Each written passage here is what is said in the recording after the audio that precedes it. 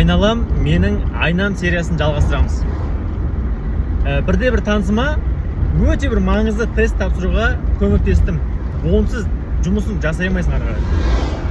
Және де ол өте жоғары өмірінде алмаған потолок алды да. Және қызығы сол кезде мен ішімде екі түрлі, бір позитивті, бір негативті сезім арпалысып жатыр да. Позитивті сезім ол не? Ол көмек тигіздім, менің де үлесім болды, соған шексіз қуаныштымын. Анау нәтижеге шексіз қуанып жатырмын. Өйткені өзім үлесім бар ғой. Ал екіншіден бір түрлі ішімде бір түйін қып бүрістіріп тұрған екінші сезім ол мынау маған қашан алғысын айтады, мынау қашан мені мақтайды, мені қашан бүкіл әлемге паш етіп менің кереметтігімді айтады деген сезім. Ойлаңызшы, кәдімгідей ішім бір бүрісіп түйіліп тұрғандай болып тұр.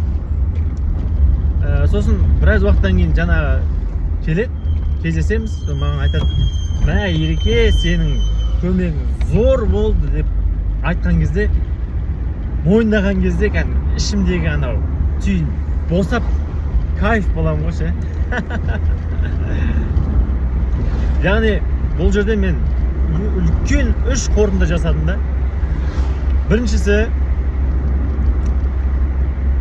егер бір іс жасайтын болсаң, жақсылық жасарың келсе, ештеңе күтпе. Күту есеп ол шынымен де азап екен, Төребек сөз айтты. Екіншіден, ал егер бір нәрсе күтетін болсаң, бір нәрсе шарттарын, талаптарын болатын болса, оны жағада тұрған кезде алдын ала кесіп алу керек екен да. Осылай менің қызметім, көмегім, услугам деген сияқты да. Бұл екінші нәрсе. Үшіншісі өте маңызды нәрсе. Мен мынада сал ода кісіден алғыс күттім ғой, мен мақтауын күттім, мен мойындаған күттім ғой. Сол сияқты ойладым, басқа адамдар да менен күтеді ғой, яғни мен адам сондай күттім, басқалар да адам, басқалар да күтеді ғой. Яғни мен бір нәрсеге жетсем, мен деп көкірегімді ұрып кетпей, оларға да алғысымды, оларға да жеткізуім керек екен ғой деп ойландым. Бұны бүкіл әлемдік супер жетістікке жетуші адамдар бұны тамаша қолданады. Мысалы, Оскарды жеңген адамның бір 5 минут статуэткасын алып 5 минут сөйлесе, соның 3 минутын елге алғыс айтуға жұмсайтынын білетін шығарсыздар.